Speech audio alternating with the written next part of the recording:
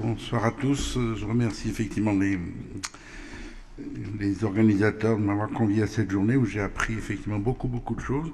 Euh, voilà, j'ai mis monde rural, espace agricole, nouvelle campagne. C'est une autre manière de mettre en récit une histoire commune, un peu comme l'a fait Valérie Joussoum ce matin.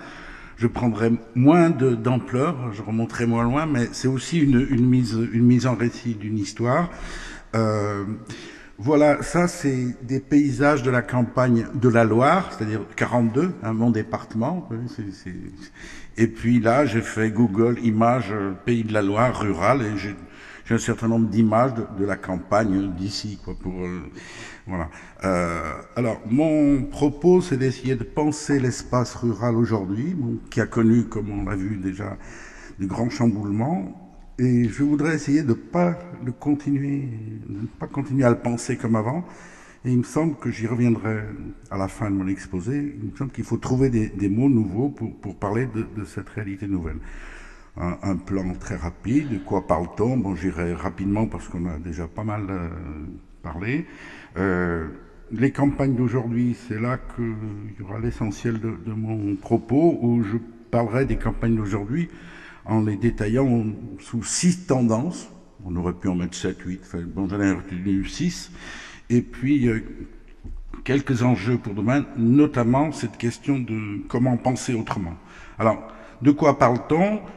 Les espaces ruraux. On vient de parler de l'espace périurbain, celui qui croît le plus vite, une fonction résidentielle exclusive, des lotissements et une très grande mobilité pendulaire, un espace périurbain qui, comme on vient de le voir, finit par devenir complètement urbain.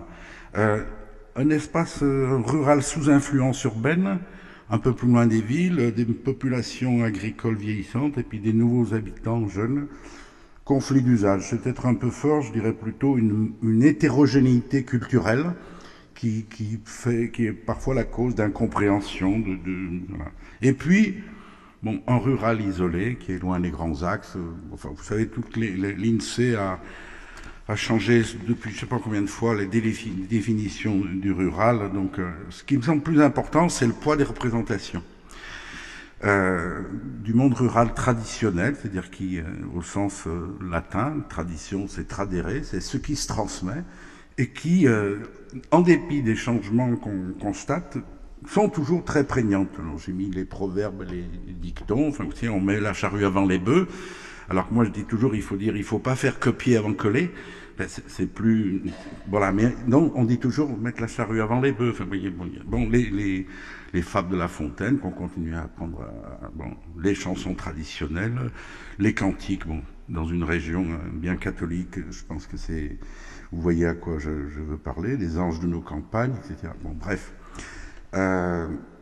Des représentations qui renvoient au monde rural. Donc je décris un peu ce que j'ai appelé ce monde rural d'avant, celui du 19e siècle, qui regroupait la grande majorité de la population, et une population qui était très diversifiée, qui n'était pas du tout formée que d'agriculteurs ou de paysans, mais d'ouvriers, d'artisans, de commerçants. Il y avait le curé, il y avait l'instit, il y avait les médecins, il y avait les pharmaciens, il y avait les notaires, il y avait les hobereaux, il y avait les petits nobles, il y avait etc. Donc une population très diversifiée et qui était installée là depuis plusieurs générations. C'est à grands traits, hein. Je sais qu'il y a bien des migrations, des choses comme ça. Mais voilà, c'est cette image qui fait la fortune de toutes les éditions de vieux livres, enfin de livres avec des cartes postales anciennes qu'on trouve dans tous les débits de tabac. Bon, en tout cas, chez nous, on en trouve partout. Le petit pays de machin, le petit pays de truc, les cartes postales anciennes. C'était la France, je l'appelle rurale, donc une alliance, la France des propriétaires contre le monde instable des ateliers. Des exploitations familiales nombreuses avec des paysans chefs de famille, qui sont aussi devenus soldats, qui étaient élus locaux, un système politique enraciné dans la terre, bon, le patrimoine, mais le patrimoine au sens de la transmission intergénérationnelle, donc voilà, et la longue durée, et puis peu à peu, les départs vers la ville, d'abord des pauvres, des bons élèves que les instituteurs ou les curés envoient à la ville, et puis les filles aussi qui partent se mettre, qui fait bonne dans les... Voilà. C'est ce monde qui disparaît après la Seconde Guerre mondiale, avec la modernisation de l'agriculture, où on passe du paysan à l'exploitant agricole, à deux unités.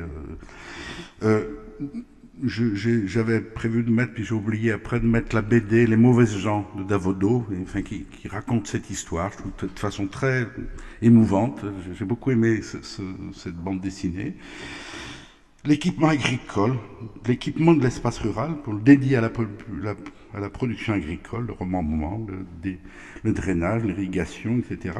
La transformation des métiers de l'agriculture aussi, donc une orientation gestionnaire, l'organisation filière, où il est question d'efficacité, de rendement. Bon, on a parlé des CUMA, enfin, tout ça, la vulgarisation agricole, le rôle, bon, il faudrait parler du rôle des jeunesses catholiques, etc. Enfin, une histoire que vous connaissez, mais une endogamie encore très forte.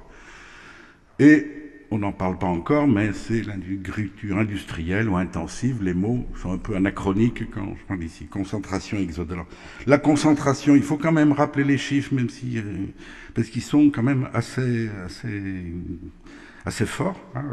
On passe de 2 millions d'exploitations à 490 000.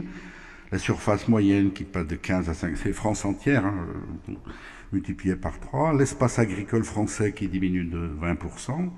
Et la part de la population active agricole qui est divisée par 10. Mais une profession qui a toujours du pouvoir. J'ai mis profession, vous voyez, la profession avec un majuscule, agricole majuscule. Je veux surtout parler de la représentation de la population, de la profession agricole. Une population autrefois majoritaire, mais qui devient une minorité. Je pense que ceci qui peut permettre d'expliquer le désarroi d'un certain nombre d'agriculteurs, pour ne pas dire plus. Hein, mais c'est le sentiment qu'il y a un âge qui est passé, qui est très diversifié, mais qui est, enfin, je dirais, entre l'agriculteur de céréalier de la Beauce, le petit maraîcher, le grand viticulteur, enfin bon, c'est très diversifié, mais toujours relativement unis à cause justement de ce travail culturel de la représentation de la profession agricole qui est toujours très très forte. Là, c'est plutôt de la sociologie politique qui ferait. Je renvoie un bouquin qui est toujours actualité, qui s'appelle Les dirigeants paysans de Sylvain Maresca, qui était paru aux éditions Minuit et qui est très très fort, qui montre qu'est-ce que c'est que le dispositif de la cooptation dans la profession agricole. Un syndicat majoritaire qui est puissant, qui co-gestionne avec l'administration. Des OPA, des organisations de profession agricole, qui sont très très nombreuses. J'étais tombé un jour sur un dépliant de la France agricole, c'est énorme, c'était dans une ADSDA. J'aurais bien aimé, on n'avait pas à l'époque de photographie comme ça, mais un truc énorme. Bon, c'est une pieuvre. Des élus influents, des conseillers généraux, des sénateurs, etc. Et un lobbying efficace. Voilà, je résume après les 3 âges. Donc, vous voyez, je refais une mise en récit de cette histoire commune. Donc, il y a eu un monde rural. Hein, vous voyez les caractéristiques qui s'affichent là, une agriculture vivrière, bon, la création du ministère de l'Agriculture, un espace agricole, donc dédié à la profession agricole, à la production, c'est les lois Pisani, la cogestion, etc., la concentration, et c'est nourrir les Français pour pas cher et en abondance. Et là, ce que plusieurs chercheurs disent, c'est que cet objectif, il a été complètement réussi. Il a même été dépassé, puisqu'ensuite l'agriculture, elle devient exportatrice, mais on n'a pas changé le contrat. Hein. Et puis, voilà, vers quoi on arrive aujourd'hui, que j'appelle la campagne. On a fait allusion au livre qu'on avait co-dirigé avec Laurence Bérard, Campagne de tous nos désirs, dont on a regardé tout à l'heure, il était paru en 2000. Oui, bon, ça date pas d'aujourd'hui. Alors, aujourd'hui, alors ce que je vais dire, je sais que ça a pu un peu choquer, parce que j'ai eu des échos quand j'ai envoyé mon PowerPoint. Encore une fois, c'est schématique, hein, c'est 2 modèles schématiques qui seraient l'espace agricole, d'un côté, dédié à la profession agricole, et puis la campagne. Bon, il y a des images un peu bon. Mais plus une opposition, donc j'ai pris des précautions, j'ai rajouté un peu forcé. Hein. Mais d'un côté, un espace agricole qui est dédié à la profession agricole, ce que je veux dire, c'est que ces deux façons de voir l'espace ne se superposent pas. Vous n'avez pas le même logiciel pour lire l'une et l'autre. Donc, du côté de la profession agricole, je regarde l'espace comme des parcelles à cultiver pour produire des biens. On nous a dit pour produire de la matière première tout à l'heure. Question au détriment de tout le reste. Une question que je laisse ouverte sur laquelle on reviendra. D'un autre côté, ce que j'appelle la campagne, toujours en forçant un peu les traits, c'est en tant qu'elle est potentiellement celle de tout le monde, et ce sont là des paysages de nature à garder vivants pour y vivre et y séjourner agréablement. Et pour y travailler aussi, on n'y avait pas pensé. Donc c'est un peu cette opposition-là que je caricature. Je continue à toujours mettre les deux paradigmes de chaque côté. D'un côté, l'agriculture. Donc, qui est-ce qui est en? C'est les ingénieurs du génie rural, les conseillers techniques. On part agronomie, génétique, etc. Cadastre, mécanisation, endettement, remembrement, drainage, irrigation. Voilà. On est dans le côté productif. De l'autre côté, plurifonctionnalité. C'est plus seulement agriculture. On a parlé, il y a déjà pas mal d'années, d'entrepreneurs ruraux, les agents de développement. C'est plus l'agronomie et la génétique, c'est l'ethnologie et l'écologie, qui deviennent les deux disciplines. Bon, et ici, au niveau du patrimoine, ben voilà, on a ce qu'il faut. Paysage, village, patrimoine, activité culturelle, résidence, accueil, etc. Alors en fait, ce qu'il faut voir, c'est que la création de ces deux espaces, l'espace agricole et la campagne, sont contemporains. L'espace rural résulte des lois de la modernisation agricole, les lois de Pisani des années 60, qui précisément consistaient à transformer l'agriculture traditionnelle en une agriculture industrielle et compétitive, etc. Et les espaces, voilà, c'est l'article 1 du décret de 66 qui crée les PNR, les espaces qui disposent d'un patrimoine naturel et culturel remarquable pourront demander à bénéficier du label de parc naturel régional. C'est la première fois que, dans un texte officiel français, le terme de patrimoine naturel et patrimoine culturel sont pris ensemble. Et qu'est-ce qu'ils désignent? Bon, c'est la DATAR, vous savez, qui a créé les parcs naturels régionaux. Simplement, tous ces espaces où l'agriculture industrialisée, mécanisée, etc., n'est pas applicable, c'est la DATAR qui commence à réfléchir et qui dit il faut penser autre chose. Donc les espaces, les PNR, regardez la carte des PNR, ils sont dans les endroits, précisément, on a commencé dans les endroits de moyenne montagne, effectivement, et puis, bon, il y en a 50 aujourd'hui, on va bientôt fêter leur cinquantenaire. Je reviens maintenant un peu sur l'histoire de ces nouvelles campagnes. C'est après les années 68 que la campagne devient lieu de désir, ce qui a donné le titre un ouvrage, je le signale parce que ça n'était peut-être pas Campagne de nos désirs, c'est un ouvrage collectif qui présentait toute une série de recherches commandées par la direction du patrimoine du ministère de la Culture. Voilà. Et c'était un collectif des travaux qui avaient été faits à cette occasion. C'est l'arrivée des mouvements écologiques, les hippies, les néo-ruraux, qui changent les images de la campagne, qui font passer le paysan de plouc à paysan authentique, porteur de valeurs. Débutent les critiques de l'agriculture intensive, nouvelle campagne, alternative paysanne, donc c'était des brochures alternatives qui étaient souvent mises en place par des gens de l'INRA, par des gens qui réfléchissaient déjà aux limites du modèle agricole intensif. Les mouvements, les paysans travailleurs, oui, c'est bien connu, je renverse le stigmate, Black is beautiful. Donc ce terme de paysan qui est revendiqué, alors qu'il était une injure, une opprobre, il commence à être revendiqué, Maison paysanne de France, etc., accueil paysan, voilà, confédération paysanne. Il y a une réappropriation de ce terme, ce qui veut bien dire des choses importantes en termes de représentation. Et voilà, j'en viens maintenant à caractérisant un peu cette nouvelle campagne, dans laquelle je trouve 6 nouvelles tendances. L'enjeu naturel ou écologique. C'est ce que j'appelle une campagne de plus en plus naturalisée, donc vue avec les lunettes des naturalistes. Donc c'est les zones naturelles d'intérêt faunistique et flonistique, les espaces naturels sensibles, les réserves naturelles, les sites Natura 2000, les arrêtés de biotopes, les... Bon, c'est infini, hein, pratiquement, cette liste-là de cette naturalisation. Hein.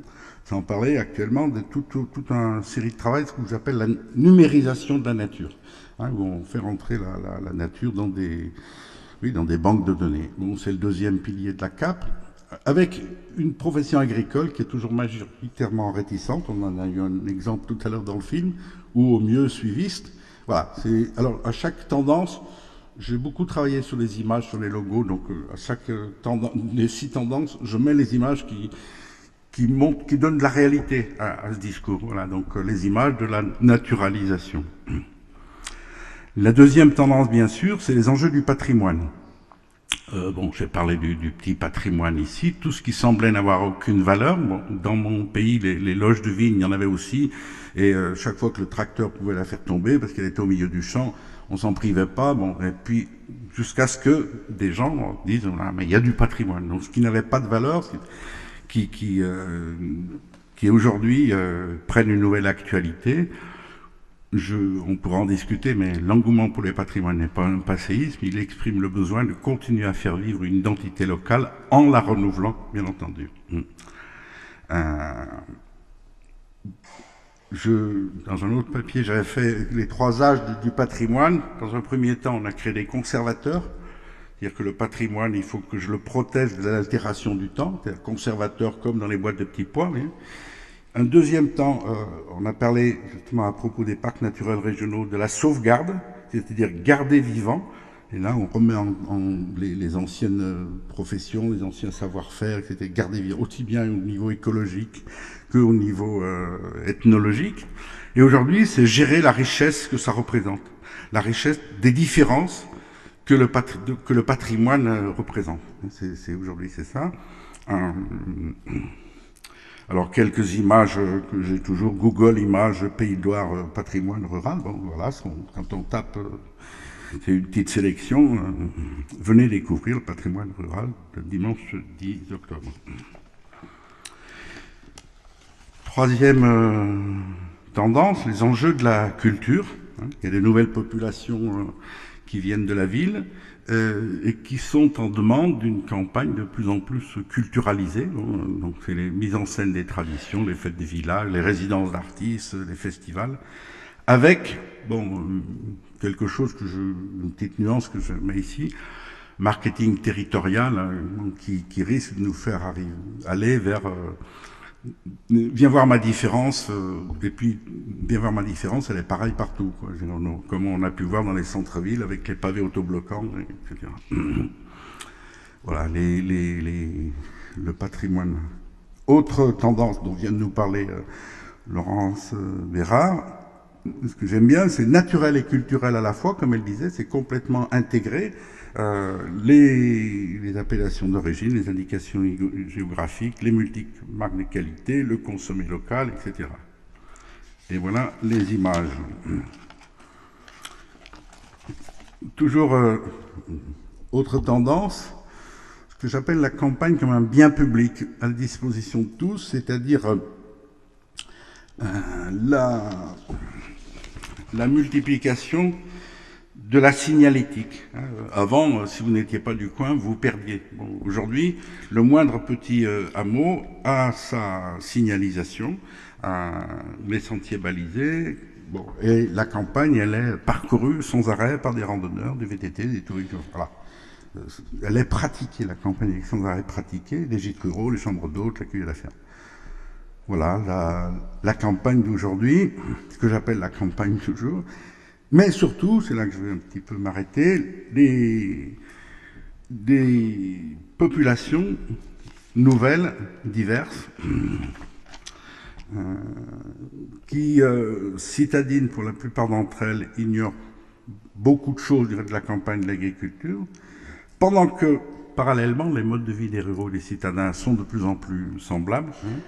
Alors, question, est-ce qu'on peut encore parler d'une différence urbain-rural? Bon, c'est une question un peu oiseuse, mais pourquoi je dis ça? J'y reviendrai dans ma conclusion. Il reste des spécificités de la campagne, qui sont sans doute une des raisons de l'intérêt qu'elle représente aujourd'hui, comme nous le disait Valérie, j'y reviendrai tout de suite, mais les spécificités en vitesse, la faible densité des habitants, une nature plus prégnante. Bon, j'ai l'habitude de dire qu'à la campagne, la pluie est plus mouillante, le vent est plus venteux, la poussière est plus pulvérilante, les distances sont plus grandes aussi. On est toujours dans sa voiture. Une sociabilité d'interconnaissance qui tend à disparaître. Bon, j'écrirai maintenant, qui est en train de se renouveler, comme on nous a parlé tout à l'heure ce matin des nouveaux réseaux sociaux. Un rapport moins stressé au temps, slow. Une plus grande proximité avec les élus, mais qui là aussi est en profond bouleversement avec les nouvelles organisations intercommunales. Alors, est-ce qu'on peut parler de deux mondes côte à côte? Je dirais que, personnellement, je suis un peu militant de faire en sorte que ces nouvelles populations et les anciennes ne se regardent pas en chien de faïence, mais s'apportent mutuellement leurs compétences réciproques. Bon, c'est pas toujours le cas. Bon, j'habite à la campagne et j'ai une certaine expérience de ça. Bon, voilà. Et je pense sociologiquement, je pense que c'est un enjeu, c'est un défi important pour les années qui viennent. Alors, là encore, je caricature, mais je vais tout de suite atténuer cette caricature. Bon, les gens d'ici, les natifs, les héritiers, ils ont fabriqué un monde, ils ont une longue pratique, donc une légitimité d'être là, mais de la fierté et en même temps de l'amertume. Parce que le monde qu'ils ont construit, le monde est en train de s'en aller. Ils ont dit à leurs enfants, va-t'en, ici c'est pas vivable. Et ils voient arriver des gens, alors ils sont fiers parce que mon pays est beau, on y vient, et en même temps, j'ai peut-être loupé le moment. Bon. Et puis ceux qui vont, je rajoute, qui vont et viennent, parce que souvent les gens natifs sont réticents à justement accueillir à bras ouverts les nouveaux, parce qu'ils ont commencé à le faire, et puis ils sont repartis. Parce que les nouveaux, ils sont urbains et que s'ils changent de boulot, s'ils sont licenciés, hop, ils s'en vont. Ah, bon, on avait commencé à tisser des liens avec le voisin, on avait été gentil, qui venait de la ville. Bon, non, voilà. Donc, c'est des individus mobiles, avec des images de rêve, des besoins d'urbains, et souvent beaucoup d'ignorance. Alors, ceux qui ont quelques attaches rurales savent. Ils ont incorporé les coutumes et ils savent s'y prendre. Ils savent qu'il faut boire le vin même s'il n'est pas bon, et passer du temps. Alors cette opposition, je voudrais aujourd'hui maintenant la faire moins forcée.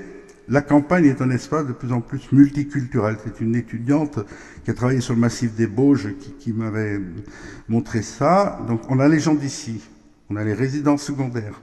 On a les partis revenus, qui sont une catégorie très importante. Les gens qui sont partis faire des études, ils ont été travailleurs et ils reviennent. Ou bien, en sociologie, on dit que c'est des marginaux séquents, c'est-à-dire qu'ils appartiennent à deux mondes. Il était instituteur, il s'est marié ailleurs, il s'est marié avec une fille d'ici. Donc, il est introduit dans les lignées. Les néo-ruraux, les nouveaux habitants, et aussi les nouveaux professionnels de la campagne, donc les animateurs, les agents de développement, les architectes, les paysagistes, les personnels des parcs naturels régionaux, qui font aussi une population importante et qui, la plupart du temps, appartiennent aux catégories sociales qui vont s'installer à la campagne. Et j'en viens à ma conclusion, les questions de l'espace rural devient une question de société. Qu'est-ce que je veux dire par là? Avec avec l'espace agricole, on avait fini par croire que l'espace rural était dédié à la profession agricole et que c'est elle qui avait les manettes et aujourd'hui, ça n'est plus le cas. Et ce n'est pas évident à comprendre de la part de cette profession agricole qui avait les manettes et qui ne les a plus complètement aujourd'hui. Elle reste, elle a une grosse manette encore, elle est propriétaire foncier. Mais aujourd'hui, des jeunes, donc HCF c'est le nom que les agriculteurs de la profession, c'est la façon dont ils nomment ceux qui n'en sont pas, ce sont des hors cadres familiaux, ça veut dire. Donc vous voyez, moi quand je suis rentré au CNRS, j'étais hors statut parce que je n'avais pas pris la voie principale. Donc j'étais marqué, pas comme les autres. Bon, ben, les HCF, et quand ils veulent demander des subventions à l'installation, etc., ils sont marqués. Quoi. Dans les lycées agricoles, il faut savoir qu'aujourd'hui, plus de la moitié des étudiants, des lycéens, ne sont plus originaires, ce sont tous des HCF. Donc les choses vont changer, c'est certain, mais ça ne va pas changer tout seul. C'est des citoyens qui demandent l'égalité par rapport au service public, ça c'est tout le discours sur la ruralité, quand chaîne tous les candidats aux futures élections, le réseau, partout, le haut débit, etc. Des préoccupations de santé alimentaire et de protection de l'environnement, là, qui montent énormément, qui sont des préoccupations de nos contemporains. Et la raréfaction des terres et de leur fertilité. Voilà. Une partie des enjeux.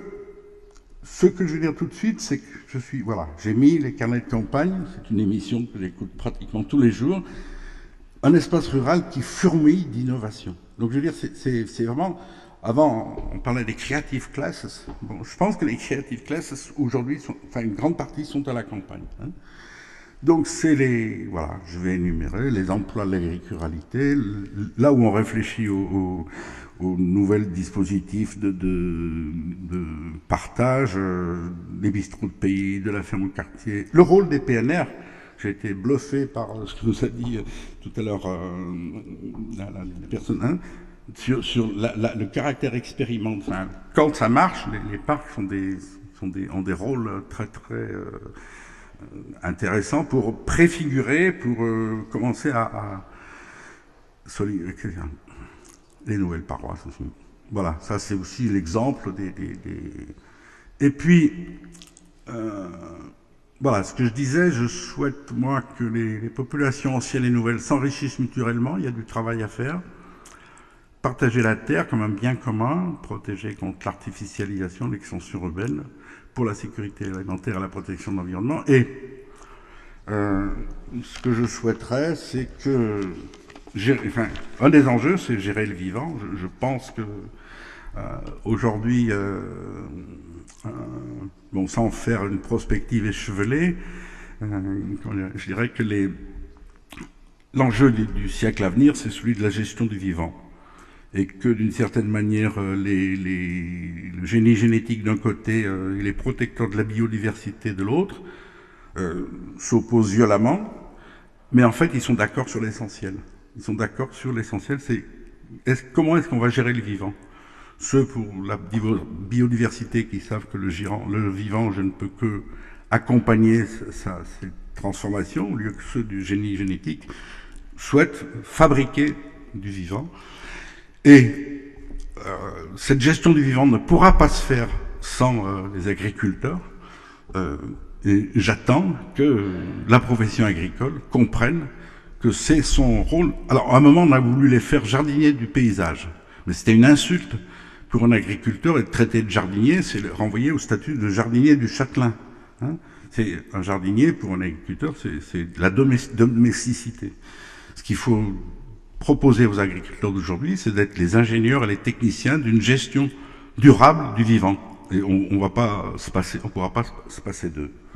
Et puis, dernier point, inventer une autre démocratie locale. Et c'est là que, si je peux me permettre, je vais rebondir sur ce qu'a dit Valérie ce matin. Il y a un énorme défi que je n'ai pas marqué ici, mais je l'ai dit dans mon propos. Il faut inventer les nouvelles façons de penser, le vivre ensemble. Or, si je dis politique, je dis police, la ville. Si je dis citoyenneté, je dis cité, civitas, la ville. Si je dis urbanité, j'oppose à rusticité. On a une pensée politique, c'est l'anthropologie de l'Occident qui veut ça, c'est notre héritage culturel au plus profond du terme, qui fait que nous ne pouvons pas penser le politique autrement que par la ville. Les États ont repris, dans leur constitution, les États ont repris la mythologie, enfin, l'histoire grecque de la ville. Enfin, mais aujourd'hui, comment arriver à penser le vivre ensemble qui ne soit pas inféodé, dans laquelle le rural ne soit pas que l'arrière-pays. C'est ça aussi le mot, c'est arrière-pays. Et alors là, je sais pas, simplement, bon, je travaille à cette question, ben je bricole comme tout le monde. Je pense que l'expression comme bien commun, la gestion des biens communs, donc on retrouve, là aussi, on réinvente le patrimoine, les communaux, les communs. Est-ce qu'on ne pourrait pas remobiliser cette tradition? Patrimoine aussi, je pense que c'est un terme très important, qui critique la modernité dans ce qu'elle avait d'excessif, c'est-à-dire qu'au sens où tout ce qui est nouveau, du fait que c'est nouveau, c'est bien. Patrimoine, c'est quelque chose qui dit attention, aucune société n'existe si elle n'a pas de transmission. Ce qui ne veut pas dire qu'il faut qu'on est dans la répétition, mais nous devons réfléchir à qu'est-ce que nous voulons transmettre. Et alors, une autre manière aussi de commencer à penser comment désigner la vie politique, oui, je suis obligé de dire vie politique, le vivre ensemble dans la campagne pour que les campagnards deviennent les acteurs de leur destin. Je pense qu'on pourrait aussi réfléchir à la notion de milieu de vie. Bon, j'ai parlé du vivant, je pense aussi que l'écologie est une façon, un tournant considérable dans la manière de considérer notre rapport au monde. Donc, penser que les humains sont des vivants, l'écologie comme science du rapport des êtres vivants entre eux et avec leur milieu. Mettons-y les humains dedans, et je pense qu'il y a plusieurs catégories d'humains selon les milieux dans lesquels ils vivent. Bon, je suis montagnard. Quand je me trouve dans les montagnes de l'Himalaya, je ne peux pas ne pas penser aux montagnards des Alpes, ceux qui vivent sur des pentes. Si je suis au bord d'un fleuve, la Volga, le Sénégal, je ne peux pas ne pas penser à tous les riverains qui ont ce rapport particulier à un milieu de vie. Donc, comment intégrer cette dimension-là bon, il y a bien une loi montagne, il y a bien une loi littorale, donc on a bien commencé à reconnaître les spécificités. Voilà, donc c'est un peu ma question, et je crois que cette journée-là, que nous venons de tenir, participe à la requalification des campagnes, mais nous avons encore des efforts à faire pour faire que les campagnards trouvent les mots pour être maîtres de leur destin. Je vous remercie.